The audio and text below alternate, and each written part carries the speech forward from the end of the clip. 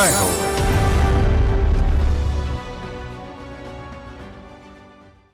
సామాన్యుల అసమాన విజయగీతిగా ఈటీవీ జయహోకు స్వాగతం. చరిత్రలో ఒకరుగా కాదు, చరిత్రకే ఒకరుగా మిగలాలి. దశాబ్దాలుగా వేలాది విద్యార్థులను ప్రభావితం చేసిన ఆ చరిత్రకారుడు అదే చేశారు. ఒకనాడు హెచ్సియులో వాణిజ్య వ్యవసాయ పాఠాలు చెప్పిన ఆ మాస్టారు ఇప్పుడు చిత్తూరు జిల్లాలో తను పుట్టిన గడ్డకు తరలి వెళ్లి ఉద్యాన సేద్యం చేపట్టారు. కర్షకుడిగా కొత్త చరిత్ర రాస్తున్నారు. ఇక అక్షరం ముక్కరాని ఓ కన్నడ కస్తూరి బెంగళూరులో వ్యాపారవేత్తగా మారి ఆదర్శ నమూనాగా నిలిచారు. విభిన్న ప్రేరణ కథనాల జైహో మీకోసం.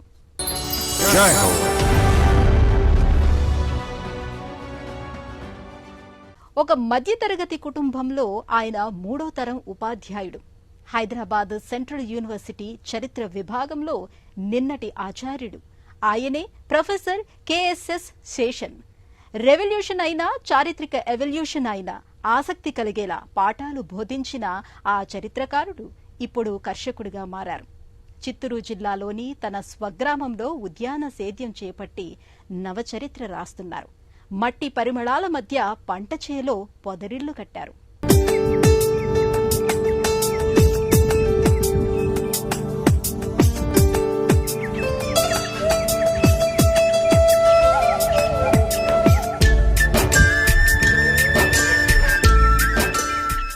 బొల్లారం అస్వికతల తిరుగుబాటైనా, బోల్షేవిక్ రెవల్యూషన్ అయినా, కరవు కాటకాలను దూరం చేసిన కాటన్ దొర కబుర్లు, వాణిజ్య వ్యవసాయాలు, తెల్లదొరతనంపై తిరుగుబాటుతో ఉరికొయ్యల ఊయలలూగిన వీరులైన పాలెగాళ్లు, అన్ని చరిత్రలన్నీ కళ్ల ముందుంచే ఆ మాస్టారు ఓ నడుస్తున్న చరిత్ర.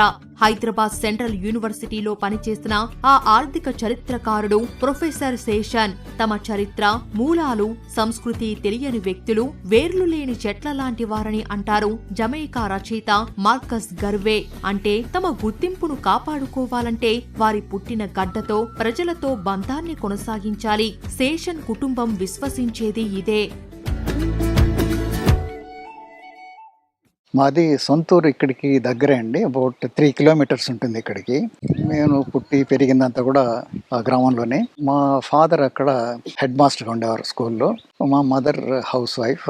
ఎలిమెంటరీ స్కూల్ అంతా కూడా ఇక్కడే చదివాము. ఇక్కడ ఐరాల అని హై స్కూల్ ఉంది, అక్కడ ఎస్ఎస్ఎల్సి ఇక్కడే చదువుకున్నా. దాని తర్వాత తిరుపతిలో ఎస్వి ఆర్ట్స్ కాలేజ్లో ఇంటర్మీడియట్, యూనివర్సిటీలో డిగ్రీ చేశాము. దాని తర్వాత ఎంఏ మద్రాస్ యూనివర్సిటీలో ఎంఏ పూర్తి చేసిన తర్వాత కొంతకాలం మదనపల్లిలో నేను లెక్చరర్గా పనిచేశాను. అక్కడి నుంచి సెంట్రల్ యూనివర్సిటీ ప్రొఫెసర్గా వర్క్ చేసి హెడ్ ఆఫ్ డిపార్ట్మెంట్గా ఉండి అక్కడ రిటైర్ అయినా హైదరాబాద్లో.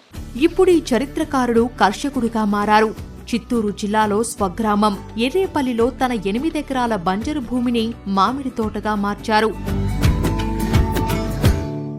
ఇది మా ఫ్యామిలీ ప్రాపర్టీ అండి.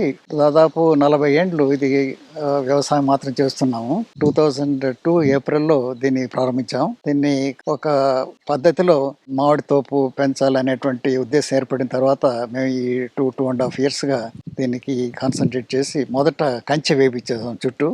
బోధనకు, చారిత్రక పరిశోధనకు అంకితమైన శేషన్ ఎందరో పరిశోధకులకు గైడ్గా దిశా నిర్దేశం చేశారు. అకాడమిక్ లైఫ్ నుంచి to come for agriculture is not easy or small thing. ఎందుకంటే దాదాపు 40 years అకాడమిక్లో ఉండి I have taught at MA level and I have produced 9 PhDs, about 25 MPhils.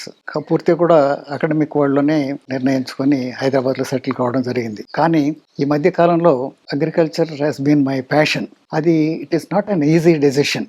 Seshan జీవిత భాగస్వామి కెఎస్ రాజేశ్వరి ప్రకృతి ఆరాధకురాలు. పోస్ట్ గ్రాడ్యుయేషన్ చేశారు. ఎదిగి వచ్చిన మూలాలు, ఈ మట్టి పరిమళాలను పిల్లలు మరిచిపోరాదని ఆకాంక్షించారు. శేషన్ ఆమె కలల సాకారానికి స్వగ్రామానికి వచ్చి మామిడి తోట వేసి పొదరిల్లు లాంటి ఫామ్ హౌస్ నిర్మించారు. కల నిజం కాకముందే దూరమైన సతీమణి జ్ఞాపకార్థం ఎర్రేపల్లిలో బస్సు షెల్టర్ నిర్మించారు శేషన్. వారి ఏకైక కుమార్తె స్తపద ఓ ఆర్కిటెక్ట్ ను వివాహం చేసుకున్నారు. కుమారుడు కేదార్నాథ్ సాఫ్ట్వేర్ ఇంజనీర్ గా, కోడలు లెక్చరర్ గా పనిచేస్తున్నారు. వీరంతా హైదరాబాద్ లో నివసిస్తున్నారు.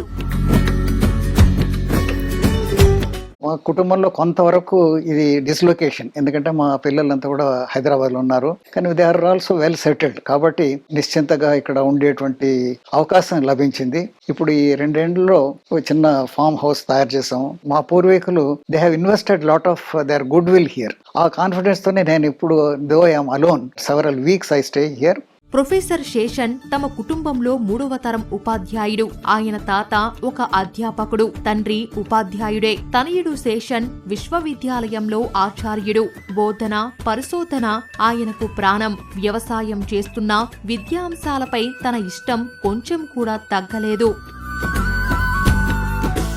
మేము దీనిపైన వ్యవసాయాన్ని ప్రాసెస్ ఆఫ్ కల్టివేషన్ చూసేవాళ్ళం, కానీ మా కుటుంబ నేపథ్యం ఏంటంటే ఉపాధ్యాయులుగానే ఉన్నారు కాబట్టి ఫాదర్ కానీ మా గ్రాండ్ ఫాదర్ కానీ వాళ్ళెవరికి కూడా భూములు ఉండేవి.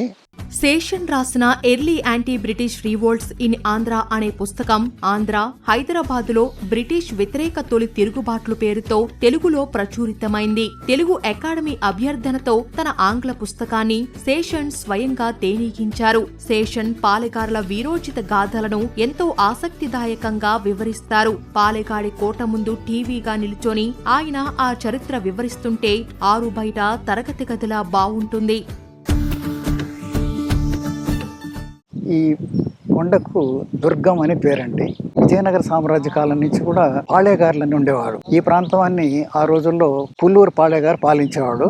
శత్రువులు వచ్చిన సందర్భంలో ఈ కొండపైకి వెళ్ళిపోయి అక్కడ పెద్ద కోట కట్టుకుండేవాడు. 1804లో అంటే దాదాపు 220 సంవత్సరాలకు ముందుగా బ్రిటిష్ వారికి ఈ పాళేగారులకు యుద్ధం జరిగింది. పుల్లూరు పాళేగారిని ఎదిరించినప్పుడు కంపెనీ సైనికులంతా కూడా వచ్చి తమ ఫిరంగులతో ఈ కొండపైన స్థావరం ఏర్పరచుకున్నటువంటి పాళేగారిని వాడు అటాక్ చేశారు. వాళ్ళ ధాటికి భయపడి అతను కిందికి ఆ జత్తు నుంచి కిందికి దిగేసి ప్రక్కన ఉండేటువంటి కడప జిల్లాకు వెళ్ళి అక్కడ థామస్ మన్రోకు లొంగిపోయాడు. దాని తర్వాత బ్రిటిష్ వారి పరిపాలనకు ఈ ప్రాంతం అంతా కూడా రావడం జరిగింది. కరువు కాటకాలపై శాస్త్రీయ అధ్యయనంలో శేషన్ నిపుణుడు. ఈ కరువుల్లో అత్యధికం మానవులు తెచ్చినవేనని అంటారు. డొక్కల కరువు నుండి గొప్ప బెంగాల్ కరువు వరకు ఆయన వాటిని లోతైన మానవ వైఫల్యాలుగా, విషాదాలుగా చూశారు. ఇక్కడ వచ్చిన తర్వాత దాదాపు 36 ఆర్టికల్స్ రాశాను. దాంట్లో ఎర్లీ యాంటీ బ్రిటిష్ రివోల్ట్స్ అని చెప్పి చాలా ప్రతిష్టాత్మకరమైనటువంటి ఒక పబ్లికేషన్. పాళేగారుల విప్లవాన్ని గురించి, ఈ కొండపైన జరిగినటువంటి ఆ యుద్ధం గురించి కూడా రాయడం జరిగింది. తర్వాత ఇంకొక పుస్తకం ఫ్యామిన్స్ అండ్ ఫ్యామిన్ రిలీఫ్ మెజర్స్ అని చెప్పి రాయలసీమ ప్రాంతంలో కరువులు సంభవించడం, ఆ కరువులు కారణాలు ఏంటి, 19వ శతాబ్దంలో జరిగినటువంటి సమాచారాన్ని అంతా కూడా క్రోడీకరించి దీన్ని పబ్లిష్ చేయడం జరిగింది. లాభదాయక సేద్యంలో ఉద్యానవన పంట కీలకమని గుర్తించిన శేషన్ తన స్వగ్రామంలో మామిడి తోట వేశారు. 8 ఎకరాలు ఇది. ఈ 8 ఎకరాల్లోనూ 450 చెట్లు పెట్టాము. అందులో సగం తోటాపురి అంటే బెంగళూరు అంటారు, సగం నీలం చెట్లు పెట్టడం జరిగింది. గెస్ట్ హౌస్ లాగా ఒకటి కట్టుకున్నాము ఇక్కడ ఉండడానికి. ఇక్కడ చాలా స్వచ్ఛమైనటువంటి గాలి, మంచి కూరగాయలు దొరుకుతుంది. అమెరికన్ రచయిత హెన్రీ డేవిడ్ థోరో రాసిన వాల్డెన్ అనే పుస్తకం శేషన్ను ఎంతో ప్రభావితం చేసింది. మహాత్మా గాంధీని ప్రభావితం చేసిన పుస్తకం అది. ఈ పుస్తకంలో భావాలు శేషన్ మనసును తాకాయి. ఆయన జీవన శైలినే మారిపోయింది. డేవిడ్ థొరియో ఒక సామాన్యమైనటువంటి కుటుంబంలో జన్మించి అతడు చాలా సాధించాడు. కానీ తర్వాత కాలంలో ప్రభుత్వానికి వ్యతిరేకంగా ఉండాలనేటువంటి ఒక నిర్ణయం తీసుకొని ఊరికి దూరంగా వెళ్ళి తన యొక్క పొలంలో 2 years 2 months and 2 days he stayed alone. అది నేను చదివిన తర్వాత లెట్ us ఆల్సో ట్రై అనేటువంటి ఉద్దేశంతో ఇక్కడే వచ్చి ఈ 2 yearsగా ఉండడం నాకు చాలా మానసికంగా చాలా ఉల్లాసాన్ని కలిగించింది. నగరం విడిచి వచ్చి ఓ మారుమూల గ్రామంలో ఎక్కువ కాలం స్థిరపడడం అంత తేలికేమీ కాదు. ఫార్మ్ పరంగా నాకు చాలా సంతృప్తినిచ్చేటువంటిది ఏంటంటే ఇక్కడ చాలా సూర్యోదయం నుంచి కూడా సూర్యాస్తమయం వరకు there is no moment which is dull. Every moment is very living and challenging. ఆమెకు అక్షరం రాదనే కాని లోకాన్ని చదివారు. బతుకు పుస్తకంలో కొత్త అధ్యాయం ఆరంభించారు. తన పేరు కెంపమ్మ. ఒకనాడు ఎండ వాన లెక్క చేయక పశువులు కాశారు. హోళిదుర్గ అనే పల్లె నుంచి శ్రామిక మహిళగా దూరాలు నడిచారు. అది గడిచిన చరిత్ర. మరి ఇప్పుడు తనో వ్యాపారవేత్త. వేతన జీవులు, మధ్యతరగతి ఆకలి తీర్చే రెస్టారెంట్ పెట్టి ఇంపైన ఆహారం అందిస్తున్నారు. సదాశయ సంకల్పం ఉంటే సాధించలేనిది ఏమీ లేదని నిరూపిస్తున్నారు. వివాహ భోజనంబు.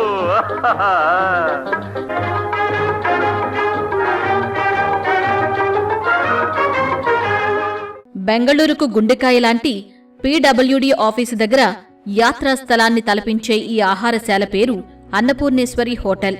యజమాని కెంపమ్మ జీవన ప్రయాణం ఒకనాడు ఓ తోపుడు బండితో ఆరంభమైంది. నాడు లభించిన జనాదరణతో ఆమె అన్నపూర్ణేశ్వరి హోటల్కు యజమానిగా మారారు. ఆత్మస్థైర్యం, రుచి, శుచితో ఉండే ఆహారం, సేవాభావం ఇవన్నీ ఆమెను విజేతగా నిలిపాయి. నృపతుంగ రోడ్డుపై పీడబ్ల్యూడీ ఆఫీస్ దగ్గర 15 ఏళ్ల క్రితం ఆ హోటల్ను ప్రారంభించారు. అధికారులు, డ్రైవర్లు, ఉద్యోగులు, విద్యార్థులకు ఎంతో ప్రియమైన ప్రదేశంగా మారింది.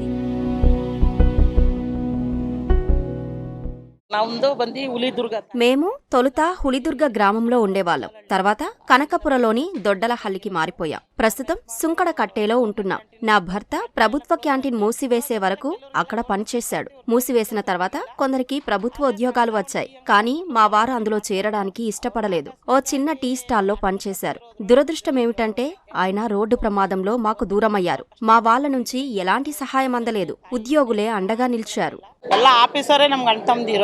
బెంగళూరులో ఉంటున్న కెంపమ్మ కునిగల్ నుంచి వచ్చి స్థిరపడ్డారు. 25 ఏళ్ల క్రితం భర్త ఆకస్మిక మరణంతో పీడబ్ల్యూడీ ఆఫీస్ దగ్గర వీరి క్యాంటీన్ మూతపడింది. తర్వాత కుటుంబ పోషణ కోసం తోపుడు బండి కొని అందులో ఆహారాలు విక్రయించడం ఆరంభించారు. అయితే హోటల్ వ్యాపారంలో మెళకువలు నేర్చుకున్నారు.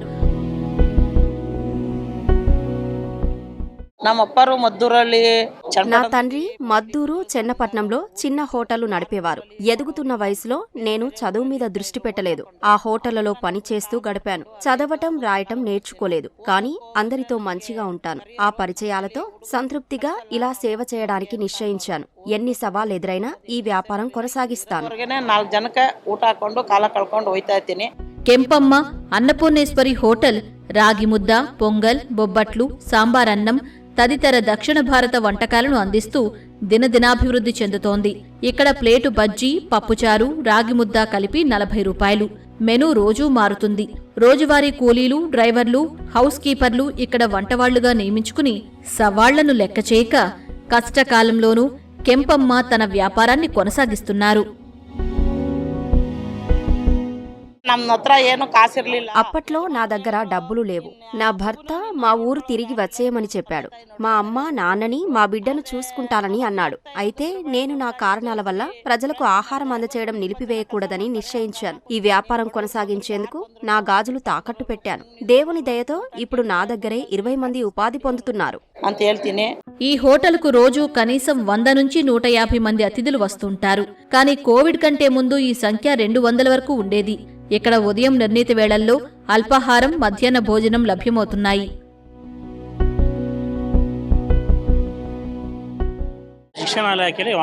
నేను విద్యాశాఖలో డ్రైవర్గా పనిచేస్తున్నాను. నేను ఈ హోటల్కి ఎప్పటి నుంచో వస్తున్నాను. భోజనం శుచిగా, రుచిగా ఇంట్లో వండినట్లే ఉంటుంది. కెంపమ్మ దాతృత్వంలోనూ పెద్ద చేయి. ఆమె సుంకుడ కట్టెలో నివసిస్తున్నారు. ఎవరి దగ్గర విరాళాలు తీసుకోరు. చిత్తు కాగితాలు ఏరే వీధి బాలలు, ఇంకా దివ్యాంగులు 25 మందికి ఆమె రోజూ ఉచితంగానే ఆహారం అందిస్తున్నారు. 2020-21 లాక్డౌన్ వేళ వలస కార్మికులకు ఉచితంగా భోజనం పెట్టారు.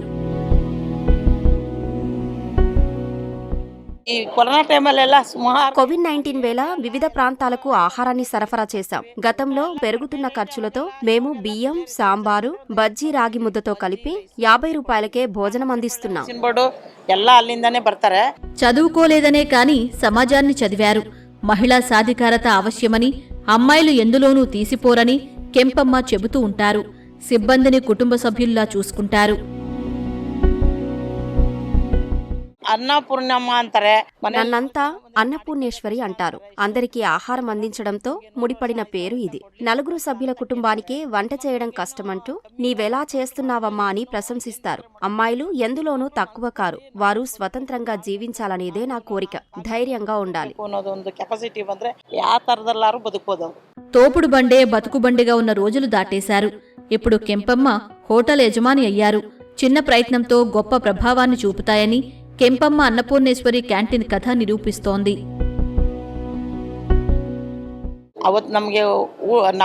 చిన్నప్పుడు సరైన పోషకాహారం లేకుండానే బతికాం. ఇప్పుడు దైవేచ్ఛ కావచ్చు, ఇతరులకు ఆహారం వడ్డించడంతో నేనెంతో సంతోషంగా ఉన్నాను. ನಾವೆಲ್ಲರಿಗೂ ಊಟ ಆಗ್ತಾ ಇದ್ದೀನಿ, ನನಗೆ ಅದೇ ಸಂತೋಷ.